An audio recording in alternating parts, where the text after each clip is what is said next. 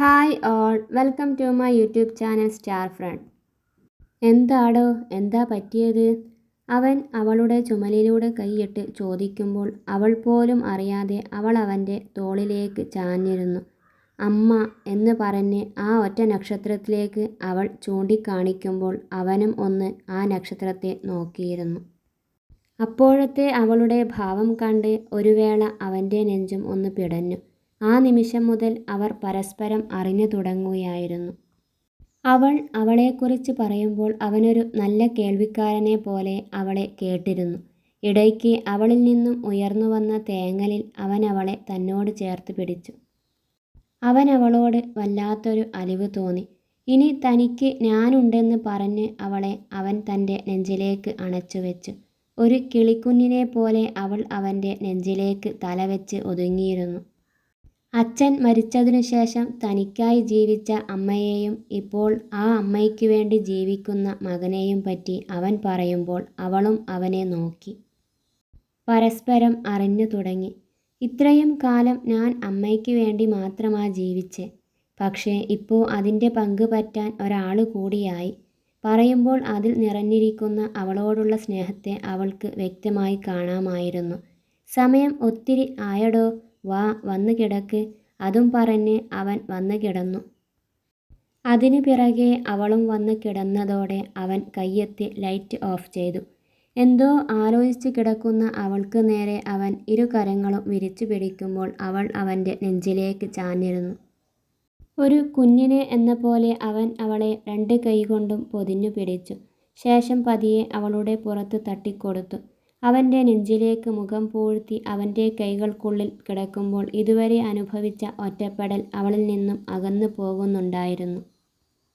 അവൻ്റെ ഹൃദയതാളം കേൾക്കെ അതൊരമ്മ കുഞ്ഞിന് വേണ്ടി പാടുന്ന താരാട്ടുപാട്ട് പോലെ അവൾക്ക് തോന്നി.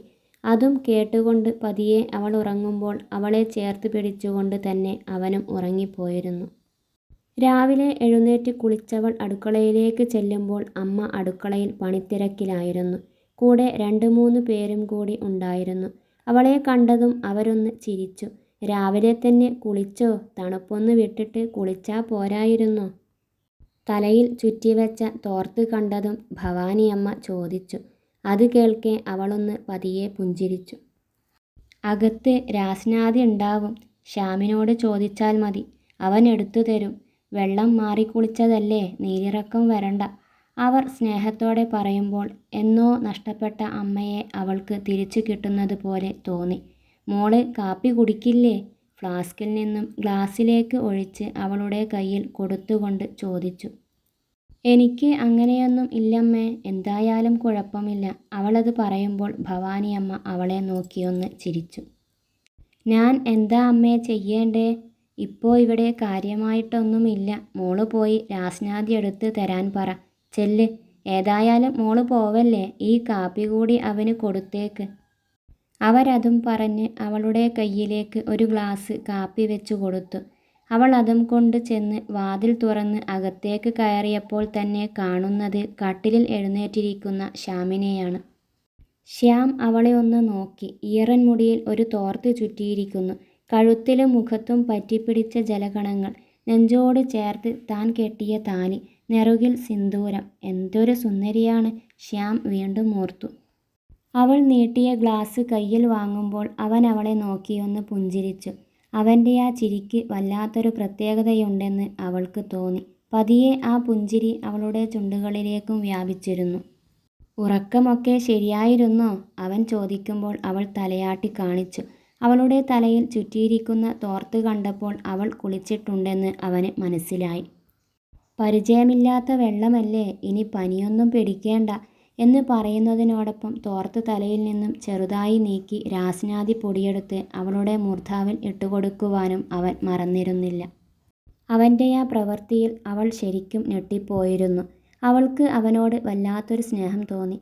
നീ കുടിച്ചിരുന്നോ? അവൻ ഗ്ലാസ് ചുണ്ടോട് ചേർക്കുമ്പോഴാണ് അത് ചോദിച്ചത്. ഉവ്, താഴെ ചെന്നപ്പോൾ അമ്മ തന്നു, അവൾ പറഞ്ഞു.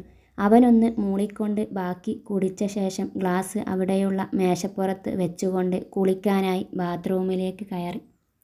കുളി കഴിഞ്ഞ് തിരികെ വന്നപ്പോൾ കണ്ണാടിയിൽ നോക്കി നിന്ന് മുടി കോതുകയായിരുന്നു അവൾ.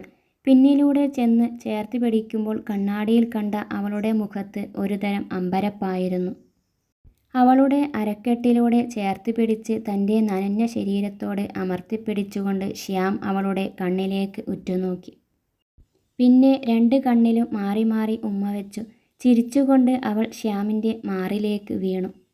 അവിടുന്ന് അങ്ങോട്ടുള്ള ഓരോ നിമിഷങ്ങളും അവരുടെ ജീവിതത്തിലെ സുന്ദര നിമിഷങ്ങൾ തന്നെയായിരുന്നു. വീട്ടിൽ എല്ലാവരും ഉള്ളതുകൊണ്ട് ആദ്യം ഒരു ചമ്മൽ തോന്നിയെങ്കിലും പിന്നെ പതിയെ പരിചയപ്പെട്ടു തുടങ്ങിയപ്പോൾ അന്നത്തെ ദിവസം വലിയ ബോറടിയില്ലാതെ പോയി കിട്ടി. അന്നും ഒരു കിളിക്കുഞ്ഞിനെ പോലെ അവൻ്റെ നെഞ്ചിലെ ചൂട് പറ്റി അവൾ കിടന്നുറങ്ങി. അവൻ്റെ കൈകൾക്കുള്ളിൽ ഒതുങ്ങി അവൻ്റെ നെഞ്ചിലെ ചൂടേറ്റ് കിടക്കുമ്പോൾ വല്ലാത്തൊരു സുരക്ഷിതത്വ ബോധം അവളിൽ നിറയുന്നുണ്ടായിരുന്നു.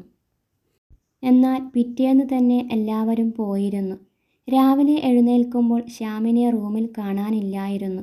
പുറത്തേക്ക് പോയതാകുമെന്ന് കരുതി അടുക്കളയിലേക്ക് വരുമ്പോൾ അവിടുത്തെ കാഴ്ച കണ്ട് ലക്ഷ്മി ഒന്ന് ഞെട്ടി.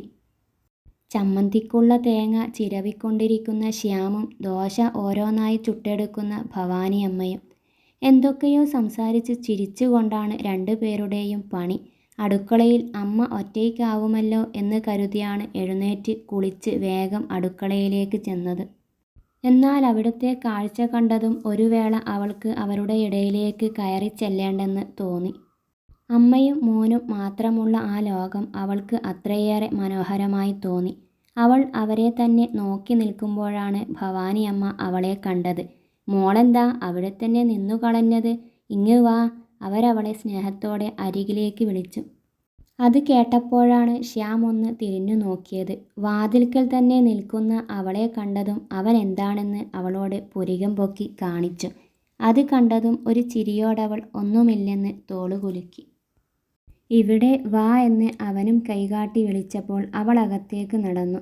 അവൻ വേഗം ഒരു ഗ്ലാസ് കാപ്പി അവൾക്ക് നീട്ടിയതും അവളത് പതിയെ വാങ്ങി. അവൻ അവളുടെ തോളിലൂടെ കൈയിട്ട് ചേർത്ത് പിടിച്ചു.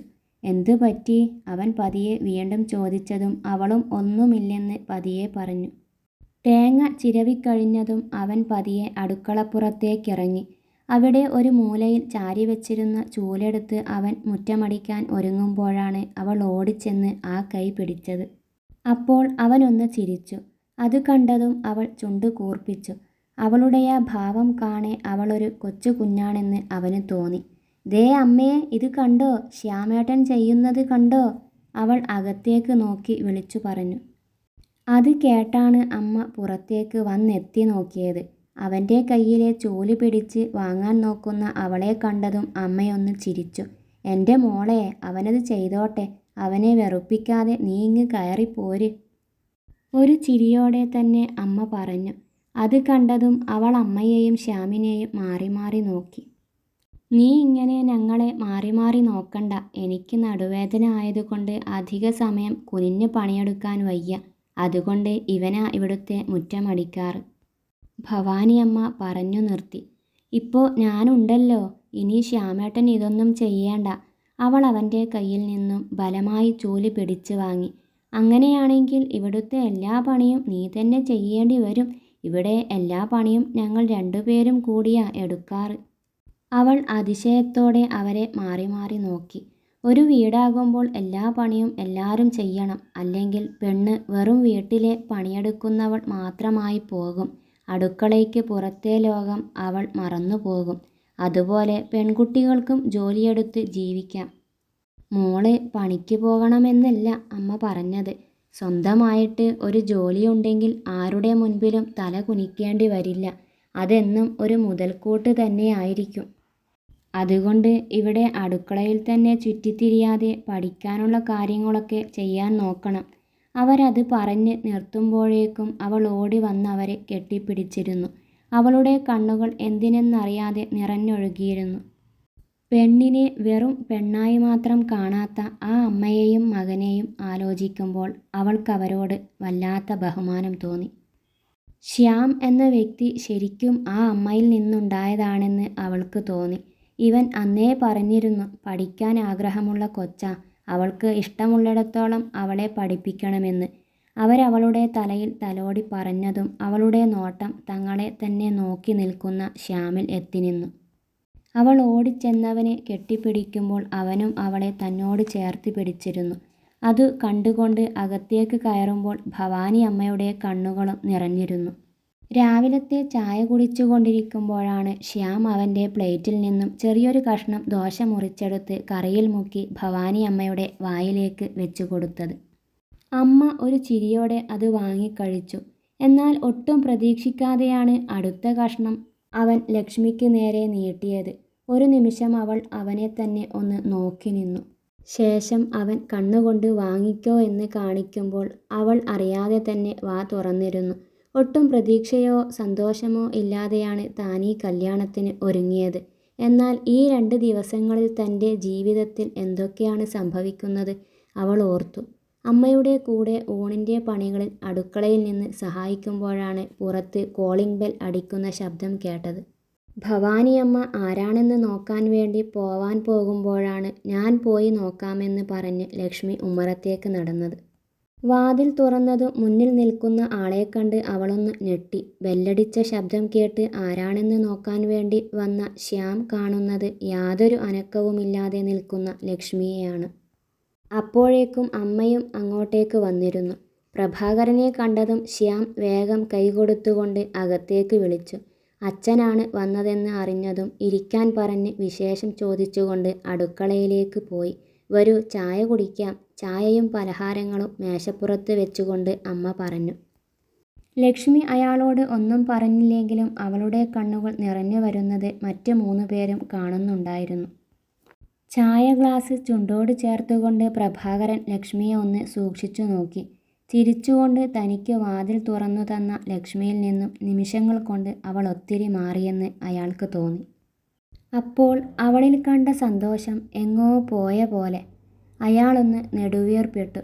കുറച്ചുനേരം കൊച്ചു വർത്തമാനമൊക്കെ പറഞ്ഞ ശേഷം അയാൾ ലക്ഷ്മിയെ തൻ്റെ അരികിലേക്ക് വിളിച്ചു. അവൾ എന്താണെന്ന ചിന്തയോടെ തന്നെ അയാളുടെ അരികിലേക്ക് ചെന്നു. അവൾ അടുത്തെത്തിയതും പ്രഭാകരൻ അയാളുടെ പോക്കറ്റിൽ നിന്നും ഒരു ചെക്ക് എടുത്ത് അവളുടെ കൈകളിലേക്ക് വെച്ചുകൊടുത്തു. അതിൽ എഴുതിയിരിക്കുന്ന ഭീമമായ സംഖ്യയിൽ അവളൊന്ന് ഞെട്ടിയിരുന്നു. തൻ്റെ നഷ്ടപ്പെട്ട ബാല്യത്തിനും കൗമാരത്തിനും അയാളിട്ട വിലയായി അവൾക്കതിനെ തോന്നി. പേരറിയാത്തൊരു വിങ്ങൽ നെഞ്ചിൽ നിറയുന്നത് അവൾ അറിഞ്ഞു. ഇത്രയും കാലം ഞാനെൻ്റെ കുട്ടിയെ ചേർത്തു പിടിച്ചിട്ടില്ല. കാരണം വേറൊന്നുമല്ല, ഇവളോട് ഞാൻ എന്തെങ്കിലും അടുപ്പം കാണിക്കുന്നത് സുമതിക്ക് ഇഷ്ടമല്ല. അങ്ങനെ എന്തെങ്കിലും ഉണ്ടായാൽ പിന്നെ അതിൻ്റെ ദേഷ്യം മുഴുവൻ കാണിക്കുന്നത് ഇവളുടെ അടുത്താവും. അയാൾ ശ്യാമിനെയും ഭവാനിയമ്മയെയും നോക്കിക്കൊണ്ട് പറഞ്ഞു. അവരൊന്നും പറയാതെ അയാൾ പറയുന്നതെന്തെന്ന് കേട്ടുകൊണ്ട് നിന്നു. അവളും അയാളെ തന്നെ നോക്കിക്കൊണ്ട് നിന്നു. പലപ്പോഴും എല്ലാം കണ്ടില്ലെന്ന് നടിക്കാനേ അച്ഛനായുള്ളൂ. മോള് അച്ഛനോട് ക്ഷമിക്ക്. അയാൾ അത് പറഞ്ഞ് അവളുടെ തലയിൽ പതിയെ തലോടി. പക്ഷേ ഇനി എനിക്ക് അവളെ പേടിക്കേണ്ട കാര്യമില്ലല്ലോ. കാരണം ഇന്ന് നിനക്ക് കയറിച്ചെല്ലാൻ ഒരു വീടുള്ളതുകൊണ്ട് തന്നെ സുമതിക്ക് ഇനി നിന്നെ ഒന്നും ചെയ്യാൻ കഴിയില്ല. അതുകൊണ്ട് അച്ഛന് ഇനി പേടിക്കാനില്ല. ശ്യാം നല്ലവനാ, അവൻ നിന്നെ പൊന്നുപോലെ നോക്കും. അതും പറഞ്ഞ് ശ്യാമിനെ ഒന്ന് നോക്കി ചിരിച്ചുകൊണ്ട് അയാൾ ഉമ്മറത്തേക്ക് നടന്നു. ശ്യാമിൻ്റെയും അമ്മയുടെയും പെരുമാറ്റത്തിൽ നിന്ന് തന്നെ അവർ അത്രയേറെ നല്ലവരാണെന്ന് പ്രഭാകരന് മനസ്സിലായിരുന്നു. അയാളുടെ കണ്ണും മനസ്സും നിറഞ്ഞു. എന്നാൽ അയാൾ പ്രതീക്ഷിക്കാതെയായിരുന്നു ലക്ഷ്മിയുടെ കയ്യിൽ നിന്നും ആ ചെക്ക് വാങ്ങി ശ്യാം പ്രഭാകരന് തന്നെ തിരികെ കൊടുത്തത്. അപ്പോൾ പ്രഭാകരൻ ശരിക്കും ഒന്ന് ഞെട്ടിയിരുന്നു. ഈ കൊടുത്തത് സ്ത്രീധനമായിട്ടാണെങ്കിൽ അതിൻ്റെ ആവശ്യമൊന്നും ഇല്ല. ലക്ഷ്മിയേക്കാൾ വലിയ മൂല്യമൊന്നും ഈ പണത്തിനില്ല. ഇവളെ എനിക്ക് തന്നല്ലോ, ഇവളേക്കാൾ വലുതല്ല എനിക്ക് മറ്റൊന്നും. അവളെ ചേർത്ത് പിടിച്ചുകൊണ്ട് അവനത് പറയുമ്പോൾ പ്രഭാകരൻ അവനെ നോക്കിയൊന്ന് ചിരിച്ചു. അത് നിന്റെ നല്ല മനസ്സാണ്. എന്നാലും ഇത് ഞാൻ നിനക്ക് വേണ്ടി തരുന്നതല്ല. ഇത്രകാലം ഞാൻ എൻ്റെ മകൾക്ക് വേണ്ടി ഒന്നും ചെയ്തിട്ടില്ല. ഇത് ഞാൻ എൻ്റെ മകൾക്ക് വേണ്ടി തരുന്നതാണ്. അതുകൊണ്ട് ഇത് വേണ്ട എന്ന് പറയരുത് എന്ന് പറഞ്ഞ് പ്രഭാകരൻ ശ്യാമിനെ നിർബന്ധിച്ചതും അവൻ പിന്നെ ഒന്നും പറഞ്ഞില്ല. അവൻ ലക്ഷ്മിയെ ഒന്ന് നോക്കി. അവൾക്ക് വേണമെങ്കിൽ മാത്രം വാങ്ങിക്കോട്ടെ എന്ന അർത്ഥത്തിൽ. എനിക്കും ഇപ്പോൾ ഇതിൻ്റെയൊന്നും ആവശ്യമില്ല. എനിക്ക് വേണ്ടതെല്ലാം ശ്യാമേട്ടൻ വാങ്ങിത്തരും. ഞങ്ങൾ എന്തേലും ആവശ്യമുണ്ടെങ്കിൽ ചോദിച്ചോളാം. സ്നേഹത്തോടെ തന്നെ അവളത് നിരസിക്കുമ്പോൾ ഭവാനി അമ്മയുടെ മനസ്സും അവൾക്കൊപ്പമാണെന്ന് ആ മുഖം വിളിച്ചു പറയുന്നുണ്ടായിരുന്നു. ശ്യാമും അത് സ്വീകരിക്കാൻ താല്പര്യമുണ്ടായിരുന്നില്ല. എന്തേലും ആവശ്യമുണ്ടെങ്കിൽ പറയണമെന്ന് പറഞ്ഞ് പ്രഭാകരൻ അത് പോക്കറ്റിലേക്ക് തന്നെ വെച്ചു. ശ്യാമിനും അറിയാമായിരുന്നു പ്രഭാകരൻ എന്നത് അത്ര വലിയ ക്രൂര മനുഷ്യനൊന്നുമല്ല എന്ന്. പ്രഭാകരനെ ന്യായീകരിക്കാൻ ശ്രമിക്കുകയല്ലെങ്കിലും ജീവിത സാഹചര്യം അങ്ങനെയൊക്കെ ആക്കിത്തീർത്തതാണ്. എന്നാലും പെണ്ണ് കാണാൻ പോകുന്നതിന് മുന്നേ തന്നെ എന്നെപ്പറ്റി എല്ലാം അന്വേഷിച്ചറിഞ്ഞ പ്രഭാകരൻ എന്ന അച്ഛനെ ശ്യാം ഒന്ന് നോക്കി. ഒരു ദിവസം രണ്ടുപേരും അങ്ങോട്ടേക്ക് വരണമെന്ന് പറഞ്ഞുകൊണ്ട് പ്രഭാകരൻ അവിടെ നിന്ന് ഇറങ്ങുമ്പോൾ അയാളുടെ മനസ്സ് വളരെ ശാന്തമായിരുന്നു. അച്ഛൻ എന്താ ഇങ്ങനെ ആയിപ്പോയത് എന്ന് ചിന്തിച്ചിരുന്ന ലക്ഷ്മിക്ക് അയാളുടെ മാറ്റത്തിൻ്റെ കാരണമറിഞ്ഞപ്പോൾ ആശ്വാസം തോന്നിയിരുന്നു. ആ ആശ്വാസം അവളുടെ മുഖത്തും പ്രകടമായിരുന്നു. വളരെ കുറഞ്ഞ ദിവസങ്ങൾ കൊണ്ടുതന്നെ അവൾ അവൻ്റെ വീടിനോട് വല്ലാതെ ഇണങ്ങിച്ചേർന്നിരുന്നു. അമ്മയ്ക്കൊപ്പം അടുക്കളയിൽ കയറിയും പറമ്പിലെ കൃഷികൾ നനച്ചും പൂജാമുറിയിൽ വിളക്ക് തെളിയിച്ചുമെല്ലാം അവൾ അവൻ്റെ വീടിൻ്റെ നല്ല മരുമകളായി മാറുന്നത് ശ്യാം സന്തോഷത്തോടെ നോക്കിക്കണ്ടു. ആദ്യമേ ഈ കുട്ടിയെ കണ്ടാൽ മതിയായിരുന്നു. എന്നാൽ പിന്നെ അന്നത്തെ പോലൊരു നാണക്കേട് ഒഴിവാക്കാമായിരുന്നു. അമ്മ ഒരു ദിവസം അയൽവാസി ചേച്ചിയോട് പറഞ്ഞു. ശരിയാ, ശ്യാമിന് അവളോളം നല്ല പെണ്ണിനെ വേറെ കിട്ടില്ല. ഒരു പാവം കുട്ടിയാ അല്ലേ? അവരുടെ സ്വരത്തിലും അവളോട് ഉള്ള ഇഷ്ടമുണ്ടായിരുന്നു. പുറത്തേക്ക് വരികയായിരുന്ന ശ്യാമിൻ്റെ മനസ്സിലും അപ്പോൾ അതുതന്നെയായിരുന്നു. അവൻ ചിരിച്ചുകൊണ്ട് മനസ്സിൽ ഓർത്തു. അതെ, അതു ശരിയാണ്. തൻ്റെ താലിക്ക് അവളേക്കാൾ അർഹതയുള്ള മറ്റൊരു അവകാശി വേറെയുണ്ടാവില്ല.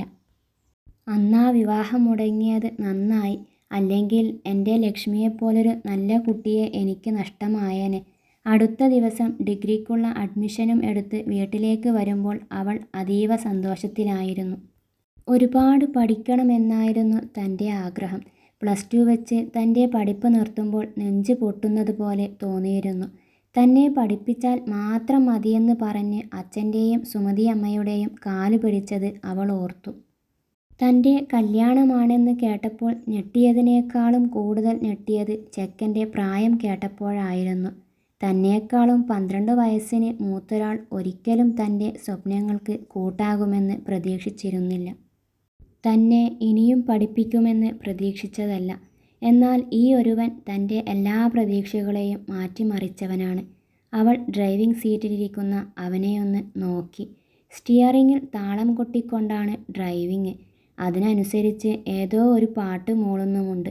അവൾ കണ്ണിമ വെട്ടാതെ അവനെ തന്നെ നോക്കിയിരുന്നു. എന്താണ് കുഞ്ഞാ, കുറേ നേരമായല്ലോ തുടങ്ങിയിട്ട്? അവനൊരു കുസൃതിയോടെ അവളെ നോക്കാതെ തന്നെ ചോദിച്ചു.